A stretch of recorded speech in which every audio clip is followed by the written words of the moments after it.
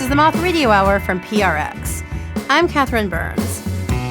One funny thing about storytelling is that you're almost always talking about the past, even if the past just happened a few minutes ago. Sometimes someone will be telling a story about a harrowing life or death incident, and there's a built-in spoiler alert since the fact that they're here to tell the story means that they survived. The stories in this episode are all told by people who've been forced to confront the past, or in the case of our first story, confront our country's past. The story concerns the 1963 assassination of civil rights activist Medgar Evers. It was told way back in 2008 in New York City, where we partner with the public radio station WNYC. Jerry Mitchell is a bit of a modern-day Avenger, and we were so thrilled to have him tell a story for us. Here's Jerry, live at the Moth. I'm standing on the front porch facing Byron D. LeBeckwith, the notorious Klansman who killed Medgar Evers. He wasn't caught doing that, but he was caught trying to plant a ticking time bomb outside a Jewish leader's home in New Orleans. You see, my stories are the ones that got the case reopened against him, as well as other Klansmen. But he hadn't figured that out, or at least I thought so. My wife was 8 months pregnant at the time. She begged me not to go visit him. It's a trap. I have to go. I don't want to raise the children by myself. I have to go. If you go, I'll never forgive you. Karen, I have to go. Beckwith made me answer all these questions before he'd ever let me come to his house. Where'd you grow up? What are your parents' names? Where do they live? Where do you live? Where do you go to church? Are you white? Fortunately, my conservative Christian Southern upbringing meant I passed with flying colors. So he welcomed me at his house and walked me into the living room, and for 6 hours he spewed one racist remark after another. After the interview ended, he walked me out into the darkness, walked me out to my car, then blocked my way, and stood in front of me and said, "If you write positive things about white Caucasian Christians, God will bless you. If you write negative things about white Caucasian Christians, God will punish you. If God does not punish you directly, several individuals will do it for him."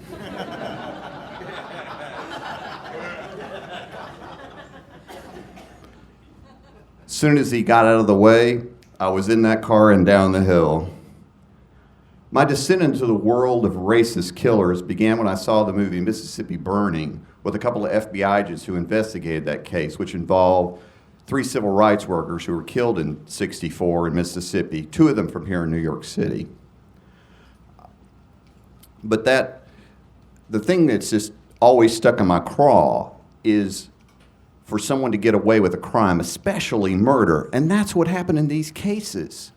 And what made these cases so egregious was the fact, not just that these Klansmen got away with murder, but the fact that everybody knew these Klansmen got away with murder. That's what upset me.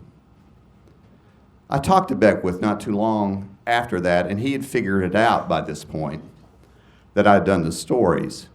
So I talked to him on the telephone, and he said, "I'm going to live to be 120. I don't know how much longer you've got. You're a reckless driver. You may have a wreck, or somebody may molest you. Do you know somebody who'd do that?" And I said, "Do you?"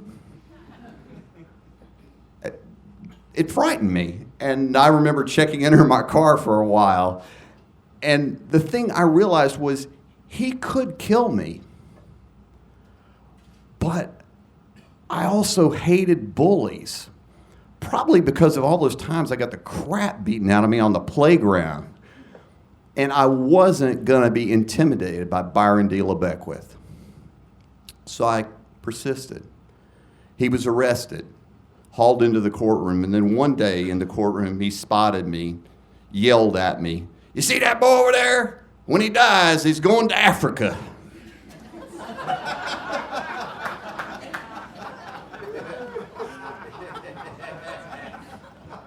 I turned to my friend Ed and said, you know, I've always wanted to go to Africa. On February 5th, 1994, a jury convicted Byron D. LeBeckwith of the murder of Medgar Evers.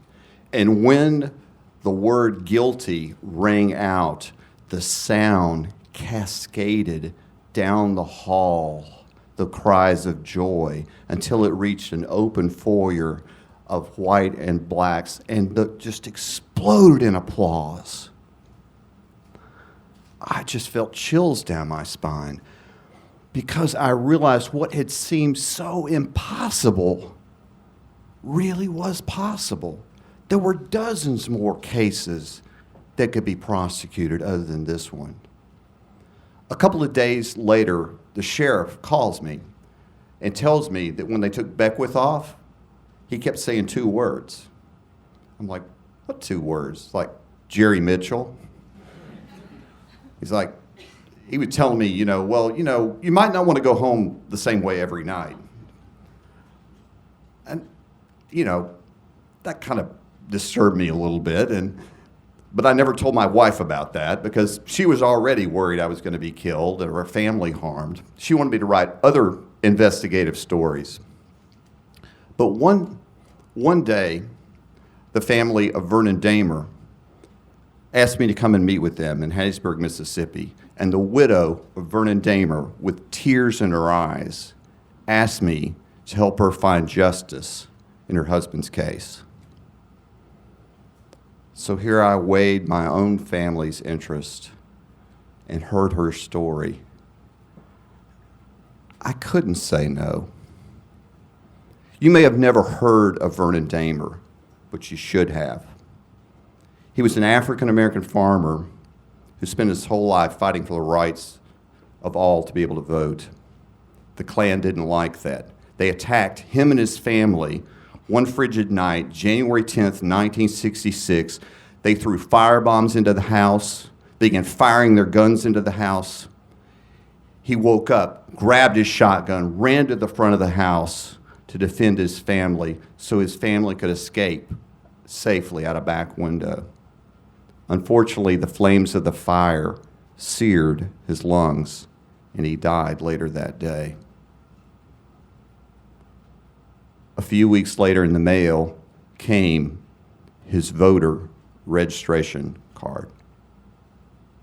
He had fought his whole life for the right of all Americans to vote, but had never been able to cast a ballot himself. The man who ordered that killing was a man by the name of Sam Bowers, the head of the White Knights of the Ku Klux Klan in Mississippi, the most violent Klan organization in America. If you saw Bowers, he looked like a kind grandfather in a seersucker suit. And I had people tell me this too. They're like, Jerry, why do you bother these old guys? And I say, look, the thing you're forgetting is these are young killers who just happen to get old. You see, the White Knights of the Ku Klux Klan were responsible for at least 10 killings in Mississippi. And Bowers ordered every single one of them. While I was investigating this case, I got a phone call from a Klansman. He said, "Did you think we were going to let you go unscathed? We know where you live. We've got pictures of you and your family." Well, I've gotten a lot of death threats in doing what I do, but this one really frightened me because he's threatening my family. My wife became extremely upset about it. I tried my best to tell her, look, all right, I promise this is going to be it. I'm not doing any more after this. This is it. The guy who was the main witness against Bowers back in the 60s was a guy named Billy Roy Pitts. Billy Roy Pitts was involved in the killing, had dropped his gun, got caught, pleaded guilty to murder, and sentenced to life in prison. I'd been told the reason there wasn't a record of that was because he went into the Federal Witness Protection Program. But in my research, I found out the Federal Witness Protection Program didn't even exist at the time. So guess what? He had never served a day of his life sentence. So I wanted to talk to him, but no one seemed to know where he was. And this will sound like an advertisement from an internet site, but I got on switchboard.com and typed his name, and up it popped, Billy Roy Pitts, his address in Denham Springs, Louisiana, and his telephone number. So I called him. First 20 minutes of the conversation went like this. How'd you find me? How'd you find me? How'd you find me? It's on the internet. The internet, I got an enlisted telephone number. I'm like, well, you have to take it up with them. So as a result of my story, Mississippi authorities issued a warrant for his arrest. He didn't like that. In fact, he ran. And while he was on the run, he sent me an audio cassette tape in the mail, and I got it, and I put it and played it, and this is how it began. Jerry, I just thought I'd let you know you've ruined my life. But I promised if I talked to anybody, I'd talk to you, so here's this tape. He proceeds to tell me all about his involvement killing Vernon Damer and his involvement in all this other Klan violence. Shortly after that, he turned himself in, and this led to the arrest of Sam Bowers and his trial in August of 1998. One Klansman actually got up and said that the Klan was a benevolent organization, passing out fruit baskets to the needy at Christmas. Under cross-examination, he admitted that he had never actually passed out any fruit baskets himself. Bowers was represented by a lawyer for the Klan back in the 60s. He represented all these guys. And one of the perks of being a lawyer for the Klan back in those days was, well, free membership. So he's cross-examining Billy Roy Pitts about this planning meeting that took place prior to the actual raid. And he's like, Mr. Pitts, who all was at that planning meeting? And Pitts is like, let's see. I was there. Sam Bowers was there. Well, you were there.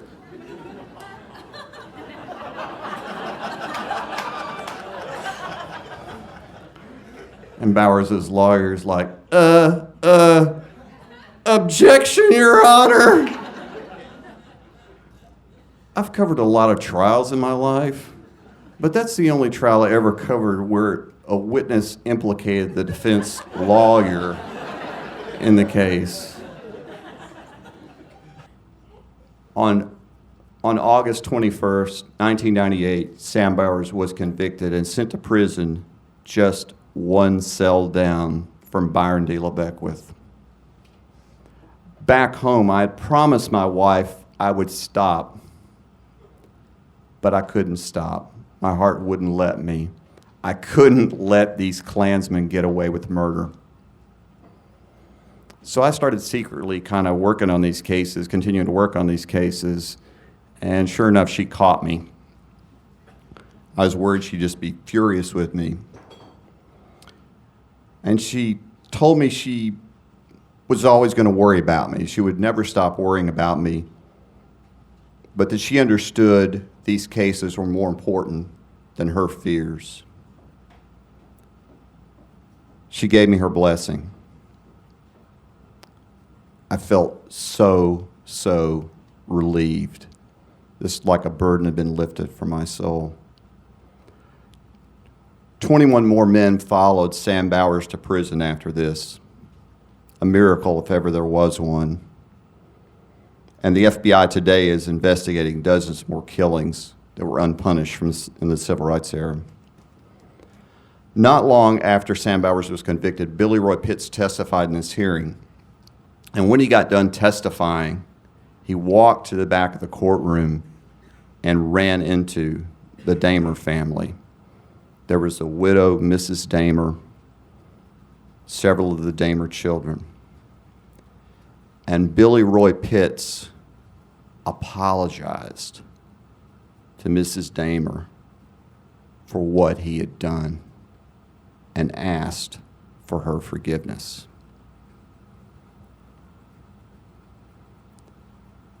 And she forgave him. And she began to cry. And the Damer children who were there began to cry. He began to cry. I began to cry. And isn't that what redemption's all about? Trying to make things right, even when they've gone so terribly wrong in the past. May God bless you in your own journey of redemption. Thanks, guys.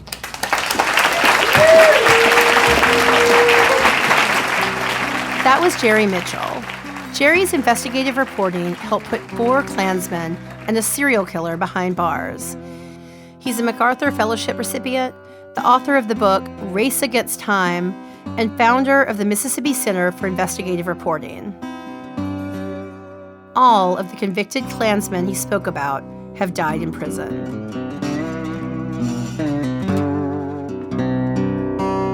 Coming up, a woman meets a man who reminds her of her own family's complicated past.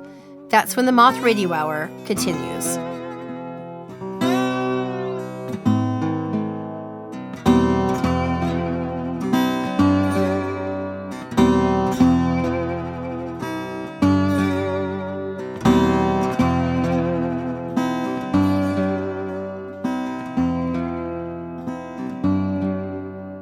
The Moth Radio Hour is produced by Atlantic Public Media in Woods Hole, Massachusetts, and presented by PRX. This is the Moth Radio Hour from PRX. I'm Catherine Burns. In this show, we're talking about those moments in life when we're suddenly confronted by our past. We met our next storyteller at a show we produced at the stunning Majestic Theater in Texas, where we partnered with the San Antonio Book Festival and a show sponsored by Lifetime TV. Here's Reyna Grande live at the Moth. I was at the San Antonio airport on my way home to Sacramento. This was city number 23 of my latest book tour, and I was fed up with airports and hotels. I was tired and homesick, and I just wanted to be back with my children and my husband and celebrate Halloween with them before having to head out again. To be honest, I hated the thought of having to get back on another airplane. So I'm making my way down the jetway, and I noticed this young Latino man. Unlike me, he doesn't seem frustrated by traveling, but rather scared and disoriented. I noticed that he has no luggage with him, not even a backpack. He's wearing stained jeans and a white t-shirt, and he has no jacket. But in his hand, he's clutching a white envelope. And then it hits me. I know exactly who this young man is. I say to him, "¿No tienes maleta?" He breaks into a smile, clearly relieved that I speak Spanish. He says, "No, no tengo nada. I have nothing." And then, without me asking, he confirms what I suspected. He tells me that he was released from an immigration detention center that morning. It was the envelope that alerted me to his situation. A few years ago, I took donations to a migrant shelter in Tijuana, and I learned that when released from detentions, migrants have nothing but the clothes on their backs and an envelope containing their paperwork. He says to me, "I've never been on an airplane before. How does this work? Where do I sit?" I tell him to follow me, and I find us a seat together. After I show him how to put on his seatbelt, I learn that his name is Hector, that he's from Guatemala, and that he's been at the airport for 8 hours with nothing to eat and no money. He devours the snacks I offer him while we share our stories, which are mirror images of each other. He tells me about his wife and his 1-year-old daughter. He had to leave them behind in Guatemala when he headed north to try to find a way out of the poverty, the instability, and the corruption in his country. Luckily, he's found himself a lawyer who's helping him with his asylum case, and in the meantime, he's been allowed to go live with relatives in Sacramento while he waits for his court date. What he wants, more than anything in the world, is to be allowed to stay, and for his wife and his daughter to be able to join him here so that they can start a new life together in this country. I recognize that desire. It's the same desire I once had for me and my siblings and my parents to be reunited, for my family to be put back together and be whole again. Like Hector, my own father had to leave me behind when he headed north to look for work in Los Angeles. There were no jobs in my hometown, Iguala, in the state of Guerrero, which is the second poorest state in Mexico, and at present, it's most violent. I grew up looking at a black and white photograph of my father hanging on the wall, memorizing every detail of his face, wishing that his paper eyes could move and that he could see me, wishing that his paper mouth would open and that he would tell me he missed me as much as I missed him. I was 9 years old the first time I met my father. I stood in my grandmother's living room, rooted to the floor in shock, staring at him. I've almost given up hope that I would ever see him again, and now here he was in living color standing before me. And his skin was a beautiful dark brown, not a dull gray like in his black and white photograph. My aunt said to me, "Go say hello to your father," pushing me toward him. But he was a complete stranger to me, and all I wanted to do was run away. Still, I forced myself to go to him, and I hugged him. He hugged me back too, but briefly, and I realized that I was a stranger to him too.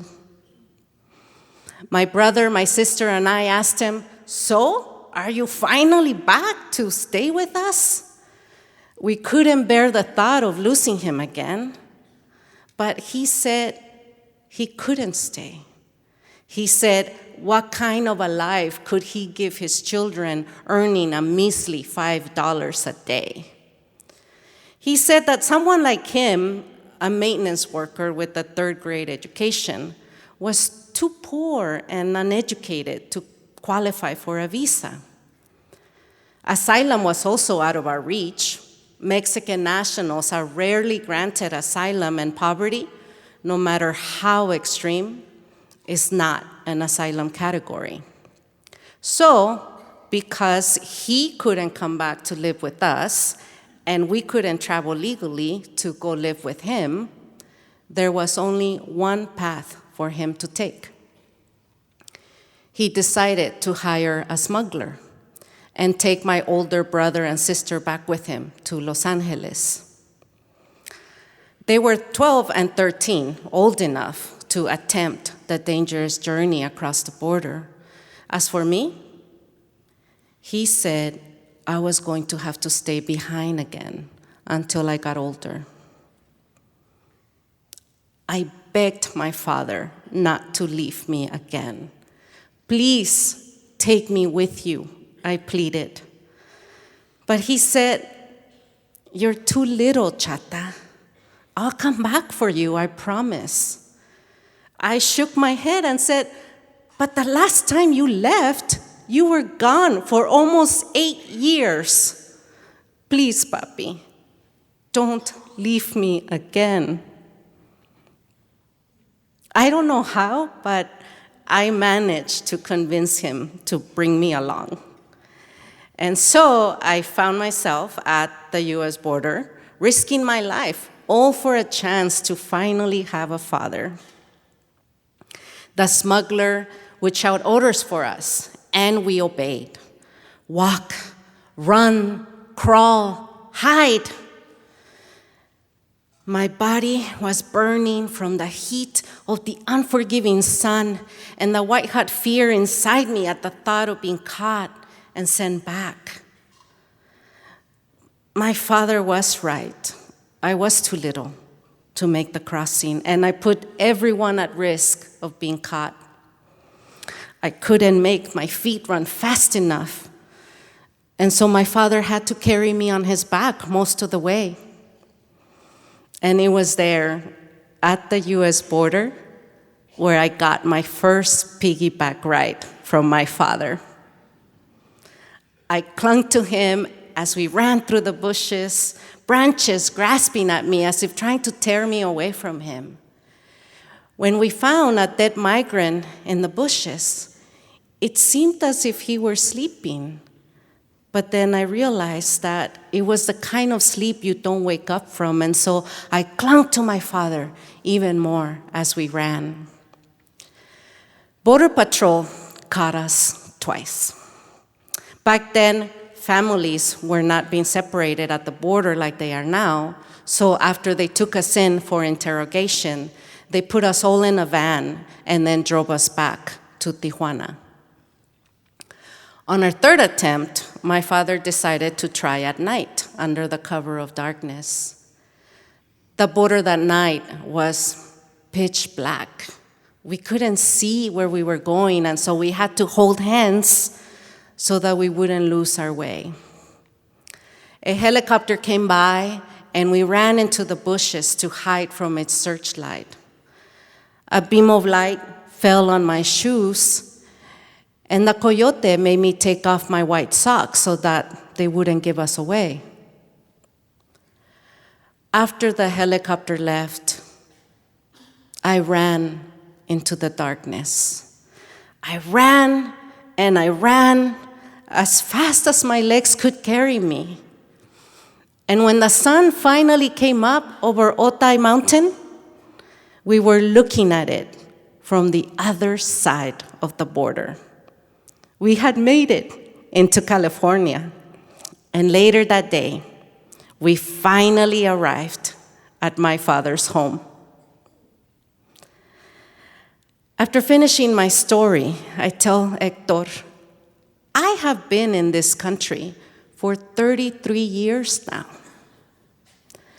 But what I don't tell him is that I came when things were different.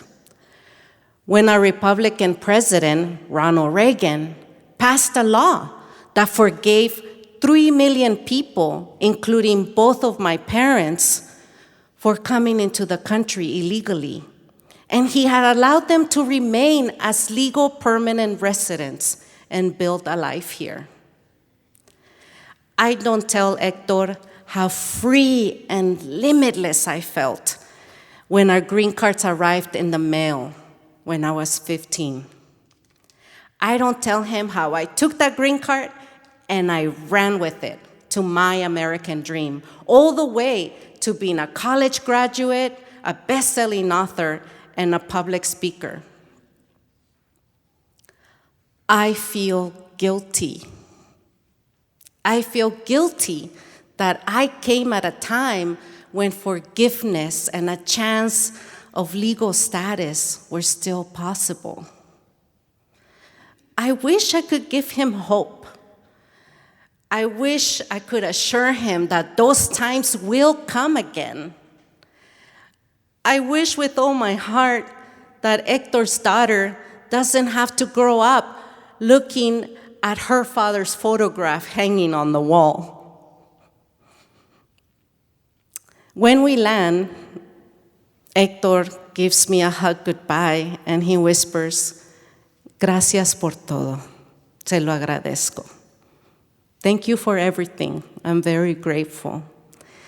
And I'm grateful too, because he has reminded me why I do what I do.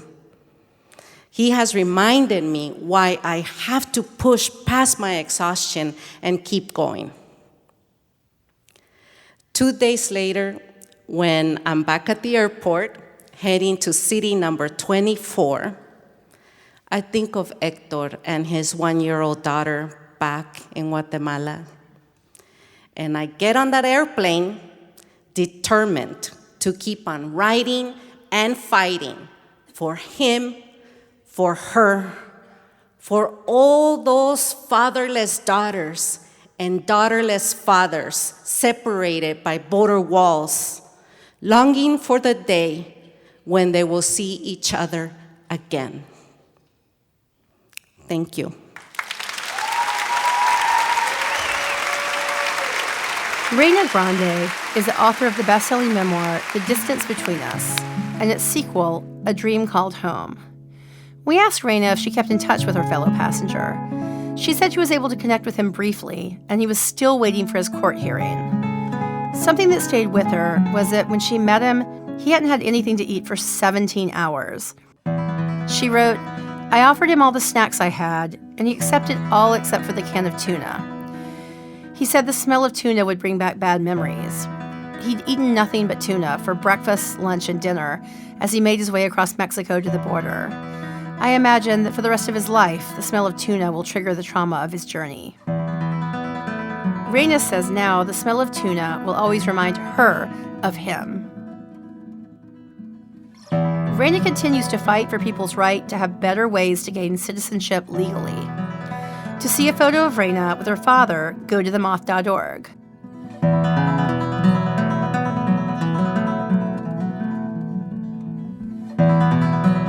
Coming up, a woman on the verge of motherhood struggles to make peace with parts of her past. That's when the Moth Radio Hour continues.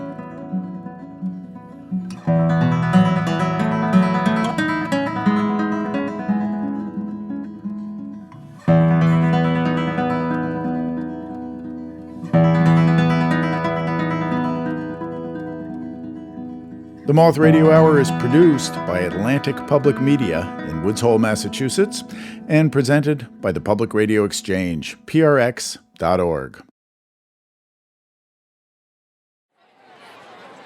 This is the Moth Radio Hour from PRX. I'm Catherine Burns. Our final story took years to develop. It's about how the past can sometimes get in our way when we're trying to live out our dreams. A warning to listeners, the story includes a depiction of sexual violence. Here's Sarah Jane Johnson, live at the Moth. My partner and I are at a fertility clinic in a downtown Brooklyn high-rise. It feels sterile and expensive, because it is. I don't have any fertility issues, at least none that I know of yet anyways, outside of the fact that my wife doesn't make sperm. I think Carrie-Ann is pretty nervous too, but per usual, she's playing it pretty cool.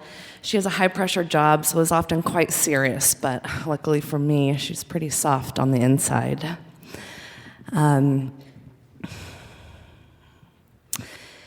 I remember the first time I saw her roughhousing with her nephews, and she's just throwing them around the air, and they can't get enough of it, and I thought to myself, I can't wait to make a baby with this woman. So we're waiting for the specialist, and I'm thinking about how expensive sperm is. It's also a really unfortunate word, so I like to call it batter. So unless you're using a friend's batter or a friend's of a friend's batter, and this works beautifully for a lot of people, but if you are like me and are married to an attorney who manages risk for a living, this is not your path. You are poring over anonymous donor profiles and reading case laws about same-sex couples having to adopt their own children. So this process is starting to get a little tricky for me. I'm starting to feel myself pulling in these procedures. When I'm examined, I sometimes feel like my body is not my own. And it takes me to a place in my past that was one of the darkest things I've ever lived through. 14 years ago, I was studying abroad, and I went to Paris for the weekend. And one night, I hung out with a couple of guys. And when they offered to walk me back to my hotel room, one of them raped me in the lobby of an apartment building. He was caught 3 days later. And this thrust me into a 7-year journey, being in a foreign legal system, in a language that I could only order a sandwich in. But I chose to prosecute, and I went back multiple times. And one minute it was wildly empowering. And the next minute I was drinking my memories away. Being a survivor became my identity, and it determined my worth. And there was a time when I was so broken, I actually thought it was the only thing that made me really interesting. The daily experience of living with it was like a boulder on my chest. It was suffocating, a weight I just didn't know how to carry. And you really never know where a reminder will come from. I mean, going through airport security for me is a nightmare. I have no power. You have to fully submit. Doesn't matter if I don't want to be touched in that way. I mean, I used to even carry a card I could hand to an agent that said, "I'm a survivor of sexual assault, and please make sure you tell me everything you're going to do before you touch me." A few years ago, I was living in a small town, and I went to this cozy family planning clinic. And kind of felt like the furniture came from staff members' homes over the years. And one of the exam rooms has posters of these different cities on the walls. I put my feet in stirrups. It's my yearly exam. You can imagine this is not the greatest day for me. And I lean back, and there on the ceiling is a poster of the Eiffel Tower. The poster card image of the city, the source of all of my pain. You think being a survivor, those moments where you're walking down a dark sidewalk, and the guy walking towards you gives you this feeling, it washes over you, your ears are ringing, you have flashes behind your eyes, your stomach drops, heart pounding, and it is those moments. But it's also the cozy family planning clinic. So you learn to keep your fists up. And I learned that is an utterly exhausting way to live. So I tried to work that boulder, rub it down, make it a little bit smaller. And eventually I tried this concept of thinking that maybe I deserved a little bit more stability in my life, some more goodness. And so I'm out with a group of friends, and I meet a friend of a friend. And she's pretty cool. And they're bragging about their glory days playing college basketball. And I'm like, well, I played basketball too in high school. And they were like, yeah, cool. And I was like, no. Like, I had a uniform and everything. And they were like, right, cool. And no surprise, there had been some drinks involved, and truth be told, I was not good at basketball in high school, and I can't tell if I'm like on her radar at all. And before you know it, I'm on my feet, and I'm doing something that I actually was really good at in high school, which is cheerleading. And I've got my best herky, I'm landing jumps, spirit fingers, I do a kick, and I get us kicked out of this bar. That never happened to me before.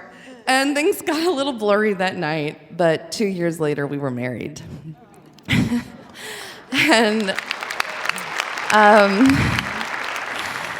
the safety of Carrie Ann filled holes in me that I didn't know how to fill.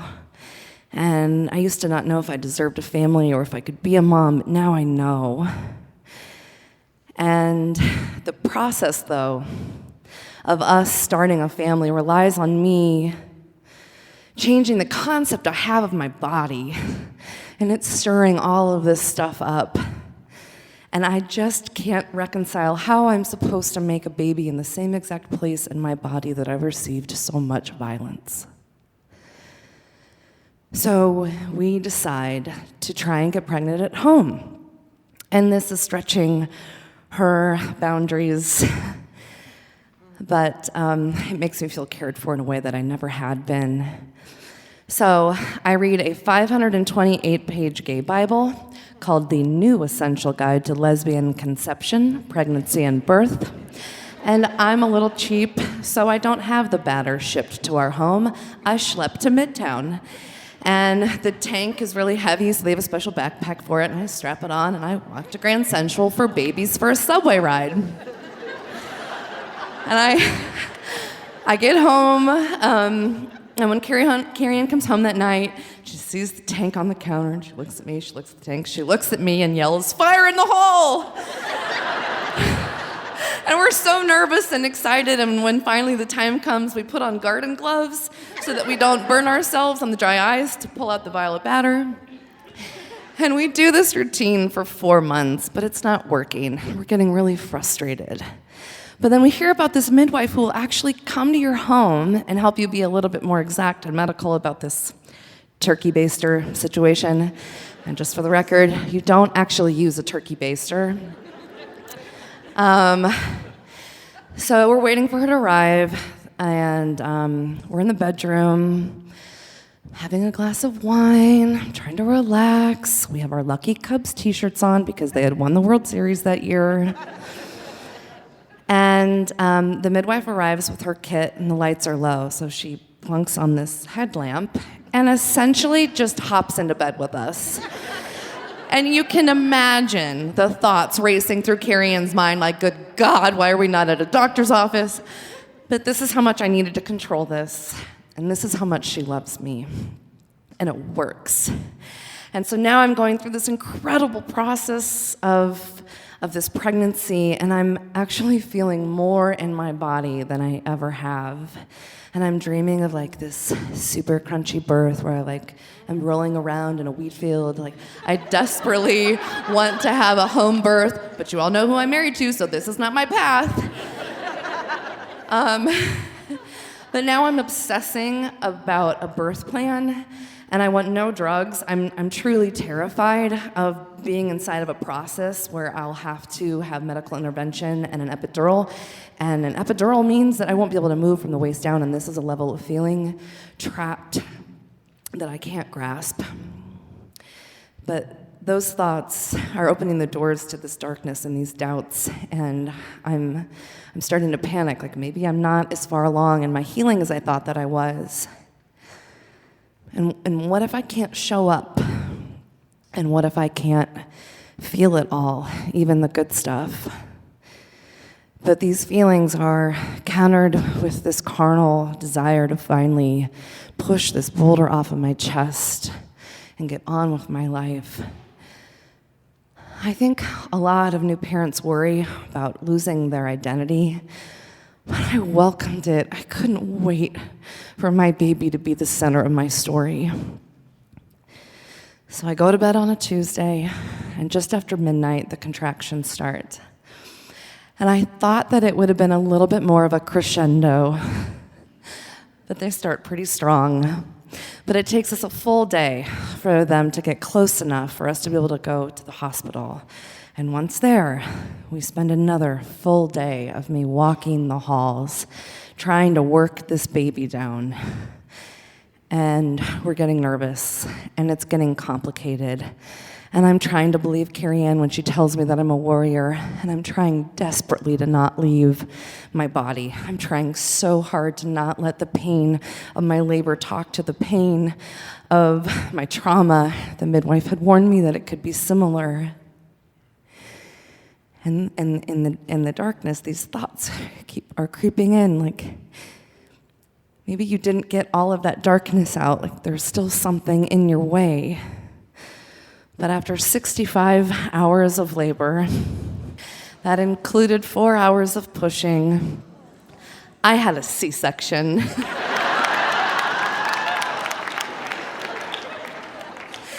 But they pulled this ray of light from me and lifted him into the air and said, "Welcome to the world, Harvey." And the room went wild. And they finally brought him to me, and Carrie-Ann was at my shoulder, and everything faded away. And his skin was on my skin, and I finally saw that little face.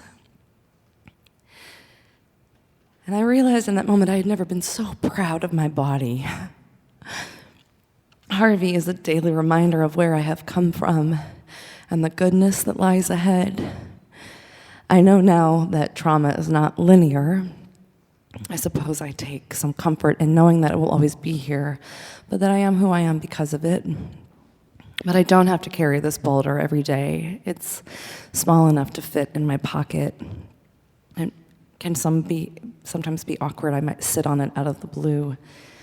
But my hands are free to do other things, like hold my baby boy. Thank you.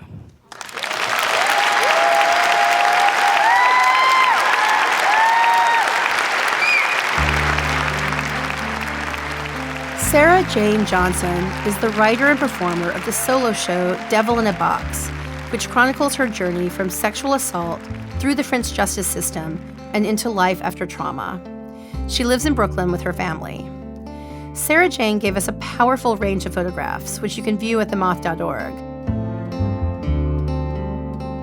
Sarah Jane's appearance on the Moth stage was a long time coming. Potential storytellers sometimes go through quite a process trying to figure out what story they want to tell. Sarah Jane is actually on our staff at the Moth, and she worked with us for years before finally telling her story.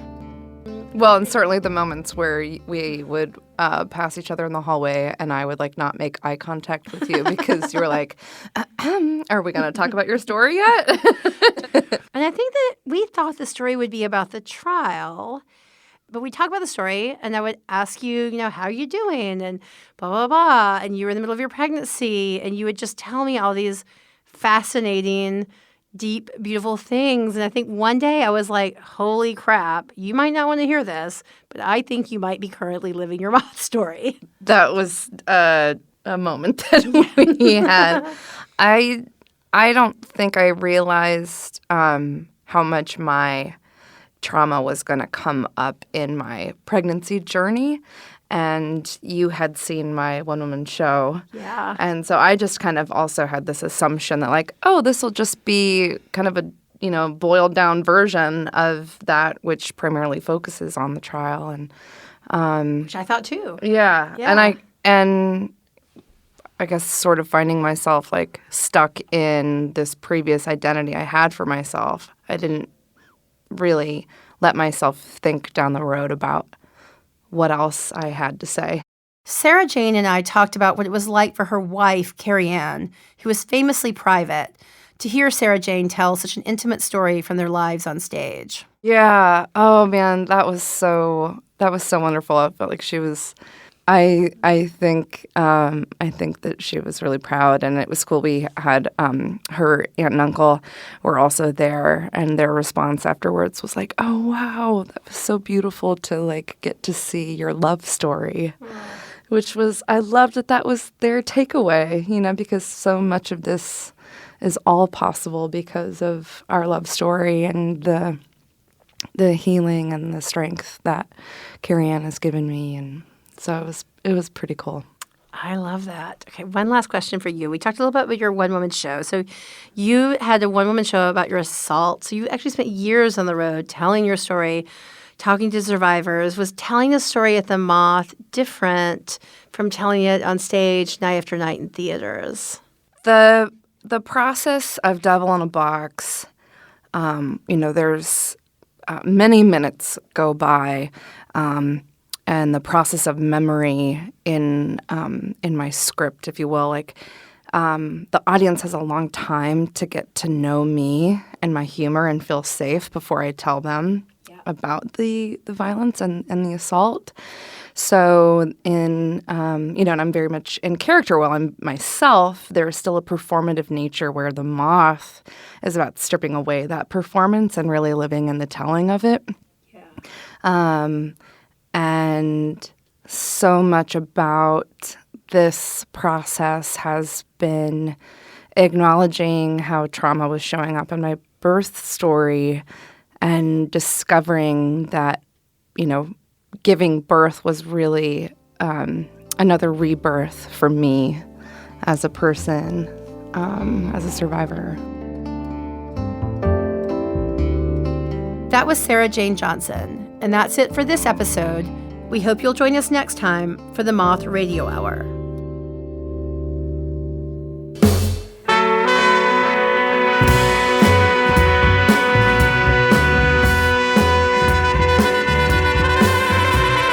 Your host this hour was the Moth's artistic director, Catherine Burns, who also directed the stories in the show, along with Jody Powell. The rest of the Moth's directorial staff includes Sarah Haberman, Sarah Austin Jeunesse, Jennifer Hickson, and Meg Bowles. Production support from Emily Couch. Special thanks to Nicole James for her years of dedication to the Moth. Moth stories are true, as remembered and affirmed by the Storytellers. Our theme music is by The Drift. Other music in this hour from Bill Frisell, Henry Kaiser, and David Lindley. Yvonne Resendez, and Stellwagen Symphonet. The Moth is produced for radio by me, Jay Allison, with Vicki Merrick at Atlantic Public Media in Woods Hole, Massachusetts. This hour was produced with funds from the National Endowment for the Arts. The Moth Radio Hour is presented by PRX. To find out more about our podcast, to get information on pitching us your own story, and everything else, go to our website, themoth.org.